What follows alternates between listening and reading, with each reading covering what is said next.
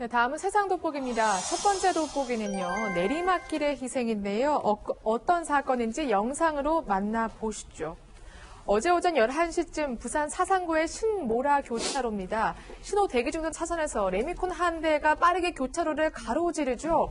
주행 중인 차들 사이를 아슬아슬하게 피했지만 교각을 들이받고서야 이렇게 겨우 멈춰 선 겁니다.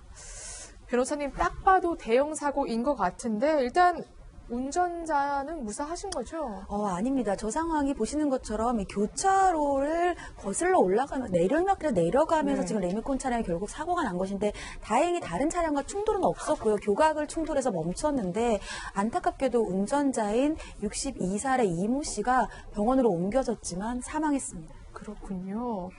그런데 정말 변호사님 말씀하신 것처럼 다른 차량의 피해는 전혀 없었습니다.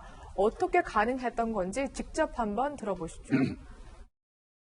제가 직진 신호였고 가고 있는데 무심결에 사이드미러 본다고 그런 과정에서 레미콘을 발견하고 급브레이크를 밟았는데 사실 부딪히는 각이었어요. 그 각이 저랑. 근데 레미콘 기사님께서 핸들을 살짝 꺾으셨어요. 제가 핸들 꺾는 걸 봤거든요. 살짝.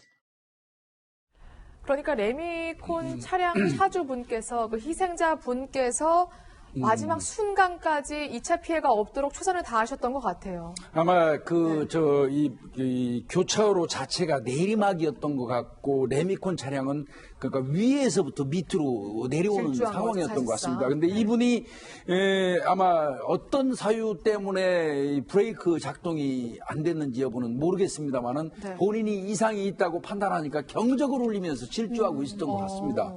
근데 이제 그 상황에서 저분이 경적을 울리면서 질주할 때 이제 반대편 쪽에 있던 이쪽 반대쪽에 있던 이 승용차 운전자분이 그 소리를 듣지 않았다면 그 브레이크를 잡지 않았을 거고 그러면 추돌이 됐을 것 같다고 그래요. 그렇죠. 근데 그 브레이크를 잡았다고 하더라도 정상적으로 그냥 나갔다면 부딪혀서 충돌할 수밖에 없었다는 겁니다. 네. 근데 그 과정에서 이 레미콘을 운전하시는 분이 핸들을 꺾는 모습이 보였다는 거예요. 결국 이 다른 차량과 부딪히지 않기 위해서 경적을 울리면서 부딪히기 직전에 핸들을 꺾어서 교각에 가서 부딪히면서 이제 본인은 결국 사망에 이르는 일이 생겼지 않습니까? 네. 그래서 그 피해 입을 뻔한 분 이야기는 레미콘 운전기사분이 그런 응급 조치를 취하지 않았으면 나도 크게 다쳤을 수도 있다 이런 내용을 지금 올린 건데요. 이거 보면서 우리 그런 생각 가끔 들지 않습니까? 비행기가 어떤 사유로 추락할 때 이 조종사가 민가를 피하기 위해서 그렇죠. 최선을 다하는 네. 목숨을 잃기 전까지 그런 내용과 비슷해 보여서 잔잔한 감동 같은 것도 있죠. 예.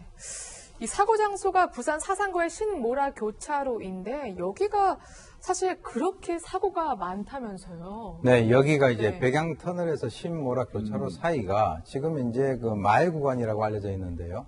그 이유가 도로 허용 그 기준 경사 한계치가 9.6도인데 여기가 딱 거기 한계치에 걸린 점입니다.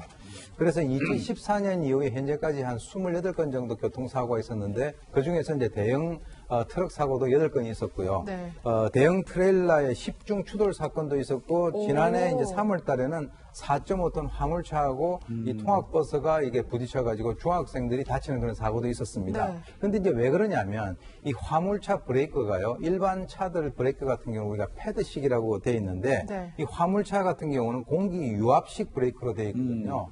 그래서 이게 이제 그 장점은 뭐냐면 굉장히 효력이 커요. 그러니까 네. 아주 급 브레이크를 갖다 밟아도 어떤 효과가 있는데 문제는 뭐냐면 이것이 이제 장시간 사용을 하게 된다면 압력이라든가 마찰력이 감소를 해가지고 이번 사건 같이 마지막 지점 정도에 내려오게 된다면 이 어떤 제동력을 상실하거나 네. 또는 작동이 안 될 수 있다라고 하는 그런 위험성이 있다라고 하는 거죠.